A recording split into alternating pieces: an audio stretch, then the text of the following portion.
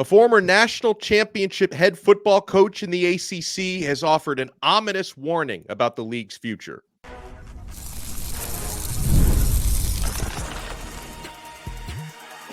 You are Locked On ACC, your daily podcast on the Atlantic Coast Conference. Part of the Locked On Podcast Network, your team every day.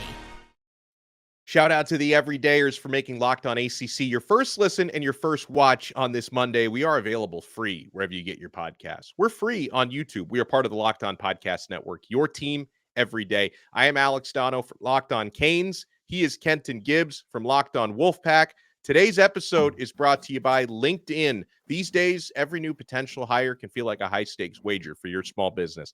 That's why LinkedIn Jobs helps you find the right people for your team faster and for free.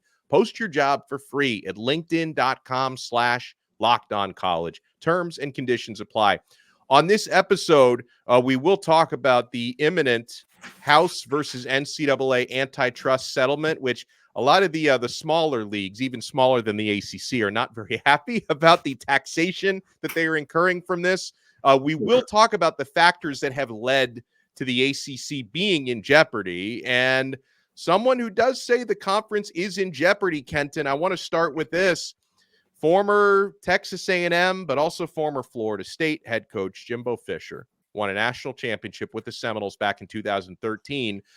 He talked about the landscape of college football. He was on Sirius XM radio late last week, and he was basically discussing the dominance and the widening gap between the Power 2 or the SEC and the Big Ten and everyone else, including, the other schools that we call, or the other leagues we call Power 4, which include the ACC and the Big 12. He says, here's what's happening. All of your mid-majors, and a lot of your not mid-majors, I'm going to say some of your ACC, Big 12, old Pac-12, some of those leagues, they're becoming glorified junior colleges, Fisher said. And some of those teams used to battle for playoffs and have great teams. They took that 3-star guy or that 4-star guy you missed out on, and they developed him into a heck of a player and became a great player at their school. Now, Kenton, here's one we can dissect, though, because what Jimbo Fisher cited as a specific example in how the landscape is changing, maybe he didn't pick the best specific player to use as the example, but he's talking about with, the not only, of course, he's not even talking about the revenue gap from TV deals, but he's talking about the new transfer rules, which are unlimited, the new NIL situation, where obviously the golden rule, he who has the gold makes the rules. And Jimbo, he used Patrick Mahomes as an example. He played for Texas Tech for 4 years. He said, how about Patrick Mahomes at Texas Tech? Would he have ever stayed at Texas Tech? Somebody would have come and got him, Fisher said. You know what I'm saying? And what's happening? Your haves are out there saying, okay, I need a corner and I need a tackle and I need a running back. And they're going to these 4-year schools and just selecting. And those guys are really becoming glorified junior colleges, he says. And it's a shame. I mean, great college football programs that have won big in the past and have had tremendously great players. But that's what's changed, Jimbo Fisher said. Your thoughts? Jimbo, you're so interesting. You're such an interesting guy, but you use one of the worst examples possible for a lot of reasons. Donno, did you know that Pat Mahomes was somewhat of a celebrity before he went to college? No. Well, his dad was a pitcher in the MLB, and he was routinely on the field with his dad and, doing things out there. Why is that important, Donno? The money isn't a factor for a guy who's already who comes from a family where he's raised in one of the richest suburbs surrounding Dallas. You get what I'm saying? Like, he's not the one that's like, the money now is the most important thing. Right. You know who might be that kind of way, though? One from a city that's known as the Steel City in Alabama that's not Bessemer. A guy like that Jameis kid. And here's another fun fact about the whole Pat Mahomes analogy in this situation. Pat Mahomes wasn't even seen as that good. He was seen as a product of the air raid offense who just put up ridiculous numbers because in the air raid offense, everybody puts up ridiculous numbers. It's kind of the name of the game. If you can't put up numbers in the air raid offense, you are not a quarterback, son. I don't know what to tell you. You do not deserve that football in your hands at any point in time. So with that in mind, let's talk about the idea that, hey, these schools are just going to poach players off and whatever they need, they'll just come to these. Because I don't think he's wrong. I mean, obviously, you have valid reasons to pick apart the specific example, but I think he could have gone with better examples for that argument, but I don't think he's wrong. Well, here's why I do think he's wrong. I will say this. There are not a ton of players leaving these top tier ACC and Big 12 schools to go to the SEC and Big 10. There's not a ton of them. Are there going to be one-off examples? Absolutely. But you're also going to find one-off examples of guys leaving the SEC and going to Big 12 and the ACC. Or Florida State got a handful of them. And that's what I'm saying. So I don't think that it's fair to say, hey, the pay gap is going to make all these guys leave one place and go to another. Again, I will 1,000% agree that the additional money is needed to get everybody to the ceiling, but we're still headed towards the ceiling. Again, football powerhouse guy here. Anybody who knows anything about football in the Midwest, Cass Tech is kind of a big deal. And all of us, when we go to these different universities and see all the things that they got, I'm talking the smaller ones like Toledo and stuff. We're like, wait, what? They got a trainer? They got an ice tub? They got all these things? I am telling you, there's a raw, and I'm not saying that most of the ACC is there. I'm absolutely agreeing that a lot of ACC teams, they have a long way to go before they hit that ceiling. However, if we're talking about, hey, $40 million a year, $50 million a year, $60 million a year, that you're going to still top out to where it's like, all right, you're not the facilities don't give you anything more than what you already have. And so I think that this is a lot more complicated and nuanced than they have the money, they get best player, right. You all leave left in dust, because that's it's not seeming to be the case. If the most money was the case, then we'd see Vanderbilt whooping the wheels off everybody in the ACC. It's just not happening. Well, also, here's the thing, and this is, I think this is the best way to debunk anything that comes out of Jimbo Fisher's mouth. If money was the end all be all, why didn't he win at Texas A&M? I mean, you think about it. I mean, Texas A&M was notorious for having some of the biggest NIL pockets. I mean, probably top 3 in the entire country. And, being able to sign, virtually any recruit that they wanted, virtually any transfer that they wanted. How come Jimbo didn't do better? But that's my exact point. It is not a one-to-one put in dollar, get win. It's not a one-to-one. I know that people would like to believe that. I know that that's probably how it's going to work on NCAA 25 when that game comes out in a few months. By the way, waiting on that. What an exciting day. We may not have an episode on the 20th, but well, you know what? Well, here's what we should do for that episode. Let's just stream ourselves playing the game, and you'll probably kick my ass because I'm terrible at video games. So let's do that. Let's do it. No. We need to have a collab, a dynasty, okay? We need to rebuild Arkansas State into a powerhouse like the world has never seen. That's what we need to do.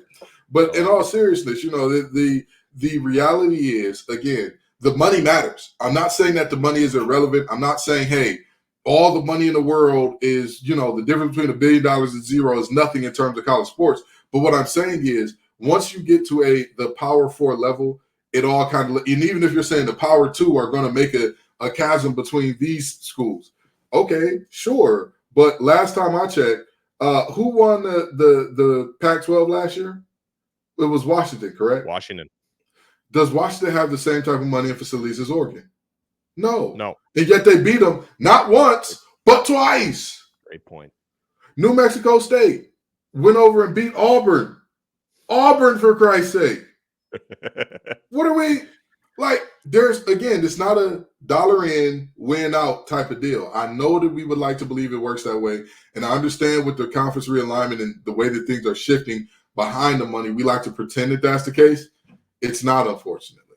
Or fortunately, rather. Fortunately, that's not the case. Well, it's not just Jimbo Fisher who's warning about an ACC demise. A very prominent national college football analyst referred to the ACC as, quote unquote, cooked. We'll explain what he means and why the conference is in the place that it's in right now. You want to keep it locked right here, my friends. We're only getting started. Alex Donno from Locked On Canes, Kenton Gibbs from Locked On Wolfpack, right here on this brand new episode of Locked On ACC. Keep it locked. And if you're a small business owner, I already know you're keeping it locked to LinkedIn Jobs, because when you're hiring for your small business, you want to find quality professionals that are right for the role. That's why you have to check out LinkedIn Jobs. LinkedIn Jobs has the tools to help you find the right professionals for your team faster and for free. LinkedIn isn't just a job board. LinkedIn helps you hire professionals you can't find anywhere else, even those who aren't actively searching for a new job, but might be open to the perfect role. In a given month, over 70% of LinkedIn users don't visit other leading job sites. So if you're not looking on LinkedIn, you're looking in the wrong place. On LinkedIn, 86% of small businesses get a qualified candidate within 24 hours. Hire professionals like a professional on LinkedIn. LinkedIn knows that small businesses are wearing so many hats and might not have the time or resources to hire. So post your job for free at linkedin.com/LockedOnCollege. That's linkedin.com/LockedOnCollege to post your job for free. Terms and conditions apply. Thank you so much for making this episode of Locked On ACC your first listen and your first watch today. Hey, Locked On has launched the first ever national sports 24/7 streaming channel on YouTube, and now it's also available on Amazon Fire TV in the free Fire TV Channels app.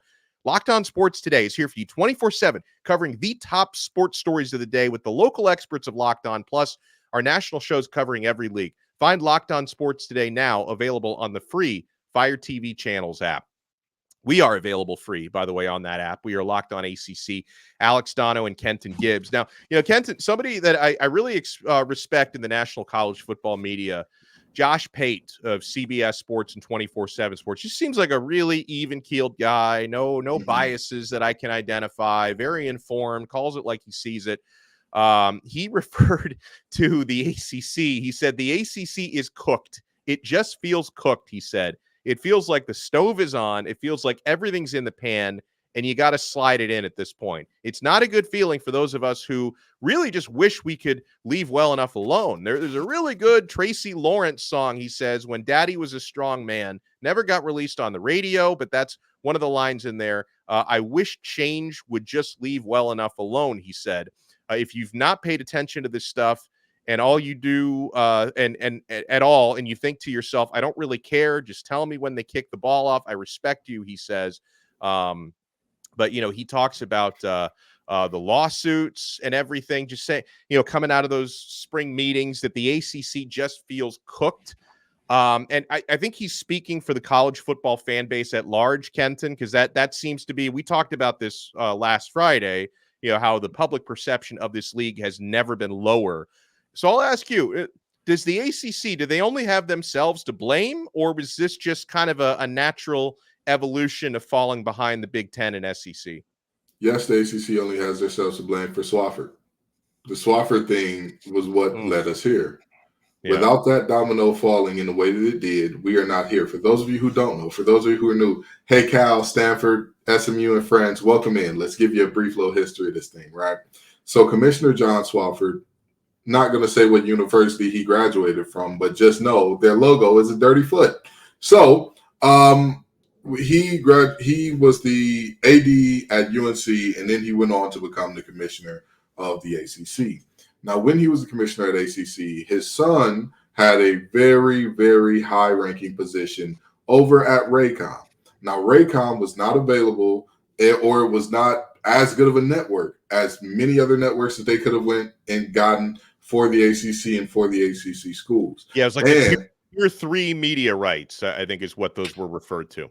Ding, ding, ding. So instead of the ACC ending up tier 1 or even tier 2, they ended up tier 3. Now, what happened as a result of the ACC becoming tier 3?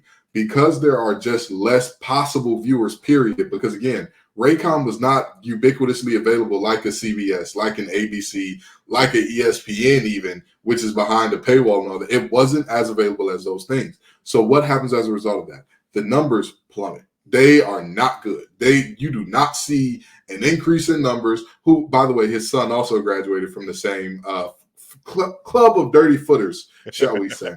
Now, The numbers plummet. And so what happens? Going into the next deal, they have to negotiate off of those numbers that were not great. And they had to find a new partner, which again ended up being Tier 3 in Bally Sports, which somehow had blacked out games when it was like, hey, I live by Carter Finley Stadium. Why can I not watch the game on TV? Oh, it's blacked out.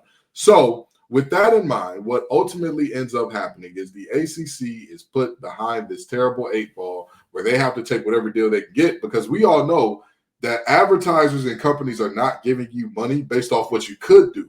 It's based off what you have done. And what they had done with a Tier 3 media rights deal was poop, garbage, backward. It was horrible. So that's what got the locomotive rolling in the way that we are today. And whoopee, congratulations. This is where we end up at.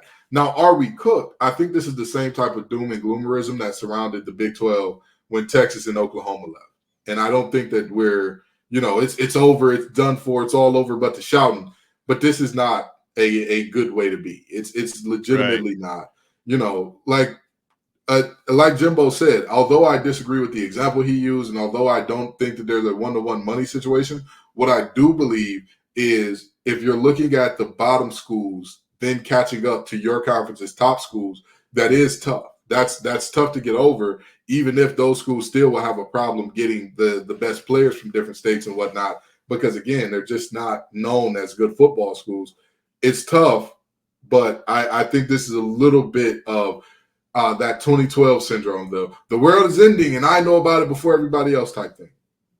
You brought up the media dealings between Swofford Sr. and Swofford Jr., who was a high-level executive at Raycom, and the potential shadiness behind that deal. Because if you are entrusted with cutting the media deals on behalf of all the members of your conference, part of that fiduciary responsibility comes in looking for the best possible deal, not doing a favor for a family member. So I think that how deep that rabbit hole goes is something that we may find out when the discovery process in these court cases moves forward. That could be one of those potential loopholes that might provide Florida State, Clemson with a way out of the grant of rights. I don't know for sure if that's enough of a loophole. We'll cross that bridge when we get to it. But elsewhere, with all these bad sentiments around the ACC, Kenton, we were talking about this a little bit off air before the show started. The grant of rights, it's a double-edged sword, okay? Because on the one hand, the ACC had locked in a television deal through 2036 that probably seemed like a great deal at the time. I don't think they anticipated how much other TV deals would skyrocket. They thought they were signing a fair market deal. Now, all of a sudden, schools like Florida State and Clemson that feel like they can do so much better are locked into a deal where there's a $40 million revenue gap between these other schools, right? So that's the bad part of the grant of rights.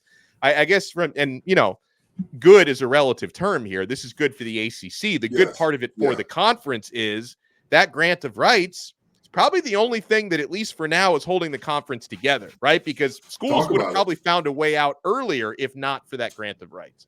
Exactly. As unfortunate as it is, and as I hate to see like a situation that's held together by somebody getting the raw end of a deal here, but the reality is, if one side didn't get a very raw end of a deal, the reality is this thing really would be cooked. It would be over, because while I will say Jim Phillips is not very vocal. He's not very like this charismatic, this like guy that you're like, oh man, this is a great. One thing that he is he is a good business decision maker. He makes the decision that's right for the money. And let me explain to you why this long grant of rights was right for the money for the conference, or for the existence of the conference. Imagine if he only said, oh, the deal is through 2028, 2027, right? And how much do these teams make from every year from the deal here? What is it, $30 million or so? 35? I think it's in the 35 to 40 range, I believe. Okay, let's say $40 million. $40 million times 4, $160 million. They would have to pay $160 million as their exit ticket, which is a lot more stomachable, which is a lot more feasible than $500 million. So with that in mind, you're looking at a very different situation where, whether or not teams like it, as the old song goes, you got clowns to the left of me, jokers to the right. And here I am, stuck in the middle with you because I can't pay a $500 million to get out. So that's that. From that standpoint, the grant of rights did do right by the ACC in terms of keeping everybody together for as long as possible, even if it's not the greatest financial benefit to all these universities. Right. I just think that there's this wide perception, and I tend, nothing's black and white about the situation, but I do tend to agree that ACC leadership, and, maybe I shouldn't lump Phillips into this because he came in, so these problems already existed before Jim Phillips inherited a burning house. Yeah. He inherited a burning house. But so, as to who set that house on fire, all these decisions really were made in terms of self-preservation for conference leadership rather than the best for their member institutions. And isn't that the entire point of this, Ken? Or at least it should be. Like it should be your conference, your mission should be providing the best possible competitive landscape for your member universities, not for Mr. Front Office guy or Mr. ACC commissioner and his secretary and his staff. Like it feels like self-preservation for conference leadership has taken the front seat versus actually providing the best experience for your members. And I think that is an issue. Oh, absolutely. I'm not going to lie and say, hey, that's the idea of keeping the ACC together, period, is the ACC in existence is an inherent good that needs to happen. I'm not going to lie and say that, right? Right. With that being said, as long as the sun rises on the east and sets on the west, you'll have people acting in their own self-interest. Like that's, it's the way that this thing works. The NCAA does it. Especially in the current economic system that we live under, where it's like, hey, brother, you eat or you starve. A lot of people are going to do very unscrupulous things to eat, which is, again, what has us in this situation in a lot of regards. And what is, like you said, that's what, to me, that's the biggest holdup for the merger that I think should be inevitable, but for whatever reason, it's just not a thing. Again, there can only be one commissioner. There can only be one executive assistant to the commissioner. There can only be one chief financial officer. There can only be one compliance officer. And everybody's like, oh, well, I don't want to lose my job because of America. I like my job. And it's like, dude, this is y'all. Both of you are going to end up $40 million behind these other conferences. Both of you. That is a fact that's just a matter of fact. Okay. There are no heavy hitters for one of you. For the other one of you, your heavy hitters are suing you to get out. I am telling you right now, you will never be able, no game that you all produce will be able to keep up with the top games on the other side. How can you kind of close that gap, bridge that gap just a little bit? Because right now, the gap is ever widening. So, it'd be beautiful for both sides to come together and find a way. But again, it's so far from even the thought and sphere because, again, there's a lot of doom and gloomerism where people are not looking at the objective fact of what is, and they're focusing on what could be. And, if the ACC falls apart, I love Drake Told to Death. That's my brother from another mother. But he keeps claiming all these ACC teams. Like, Pitt, this is what you look like in the Big 12. Come on, dog. Come on. It's not happening anytime soon. It's not happening anytime soon. As much as everybody keeps screaming that you and I sound like Utah fans last year or whatever the case may be, the reality is the Pac-12 had a TV deal that was done. That year, literally, that year, everybody knew this TV deal is done. They want to get something new done, but they have nothing done that year. It is 2024 right. Until 2025 at earliest, there's going to be a continuation here. And again, for everybody saying, well, the ESPN just won't renew. ESPN is winning the deal. Why would a side that's winning the deal give that deal up? Like, what? Are we okay? True. Are the neurons neuroning? Yeah. The neurons. If you had living brain cells, they would die of loneliness. We need to help you out here and explain that, again, ESPN is whooping the wheels off the ACC. This isn't a situation where they're like, we got to offload this immediately. We're losing too much money on this deal. So objectively speaking, again, I think that the ACC needs to go to the Big 12 and say, hey, the ACC's got us raked over the coals. Let's get together. Let's work this thing out. But again, like you said, people are acting in their own self-interest, not self-interest of their conference and their players. Well, speaking of which, acting in self-interest, the NCAA is pissing off the non-Power 4 conferences with the tax bill that's about to come due for this House versus NCAA settlement. You want to keep it locked right here, Locked on ACC. And I already know you're keeping it locked to FanDuel. Guys, you were having fun on this Knicks Pacers series. I had the Pacers, and they were able to come through for me on Sunday. I've been betting on my Florida Panthers in the NHL on FanDuel. They're headed to the Eastern Conference Finals. Yeah, it's winner take all time in the NBA and NHL. And FanDuel is giving you a shot to bring home a big win of your own. Right now, new customers get $150 in bonus bets with any winning $5 bet. That's $150 to bet on spreads, money lines, player props, and more. And that's any winning $5 bet. So, go find a ridiculously lopsided money line, bet $5 on it, and then you're going to get this bonus cash. Guys, this is like a gift from the heavens. Visit FanDuel.com/lockedon and make every playoff shot count. FanDuel, America's #1 sportsbook. We're available free wherever you get your podcasts. We're free on YouTube. We are Locked on ACC. Shout out to the everydayers out there. Alex Donno of Locked on Canes, Kenton Gibbs from Locked on Wolfpack with you. So this is about to get finalized, Kenton, this House versus NCAA settlement.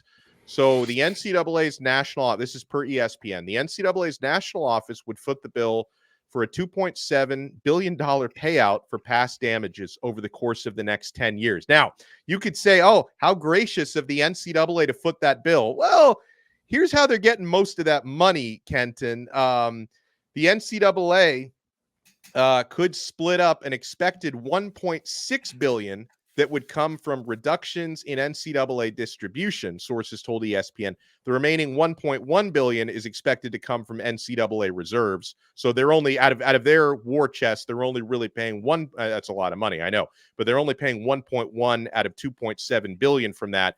Of that 1.6 billion, nearly 60% is expected to come from leagues outside the power conferences that are named in the House lawsuit. The other 40% will come from the power conferences. For example, the cost annually for the Big East is expected at between $5.4 million and $6.6 million over the next decade, according to a source familiar with the memo. And we did have strongly worded comments from the Big East commissioner about how unhappy that they are with the NCAA basically acting unilaterally, and the other non-power conferences are getting screwed. And they're not even going to have like the revenue sharing money to pay out their athletes after this. So the non-power 4, I mean, good luck surviving all this.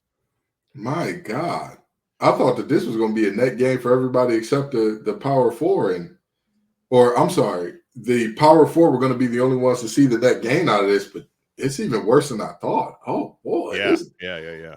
Whew, that bill is that tax bill is going to hurt some pockets. It's going to hurt some pockets. It's going to hurt some souls. Because I'll tell you what, a lot of these universities were already running in the red in terms of their athletics departments. Their athletic departments were being subsidized by the state, which they should be, because a lot of these are public universities.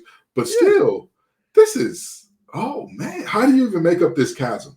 For schools that are already in the red, how do you make this up? And how do you kind of clear this? And, if you're paying for the tax on this thing, you should also get some of the kickbacks on the back end of it. That's unfortunate. But in the ACCs, and for ACC purposes in particular, I'm interested to see how this plays out from school to school, because every school is in a very different situation. And I'm very intrigued to see how this plays out. My final thought on this is the NCAA has $1.1 billion laying around in their coffers. Apparently. What's going on in Indianapolis? We need to have some conversations, because what? Well, I mean, that's probably all the fines and stuff that they've handed out in like past recruiting violations, and the stuff they can no longer enforce. Like they can't really enforce recruiting violations anymore. That's probably all that old money that they had laying around. But this is rough. We'll talk more later this week about how this is specifically going to affect the ACC. But if you're one of those non-power conferences, especially the ones that don't have football, because there's a lot of those that don't have football, you're really screwed. But we'll get into it more throughout the week. He's Kenton Gibbs from Locked On Wolfpack. I am Alex Donno from Locked On Canes. Thank you so much for making Locked On ACC your first listen. Make sure you smash that like button and subscribe. And we will talk to you guys again next time on another episode of Locked On ACC, part of the awesome Locked On Podcast Network. Your team every day.